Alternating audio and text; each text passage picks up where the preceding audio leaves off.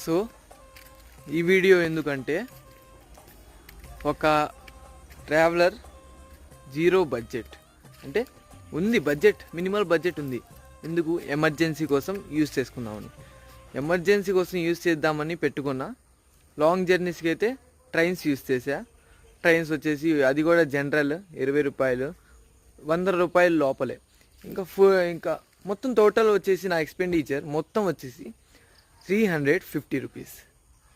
మన గుంటూరు నుంచి కోయంబత్తూర్ నుంచి పాలక్కాడ్లో కొల్లెంగోడే, తర్వాత కొల్లెంగోడలో 2 రోజులు ఉన్నా.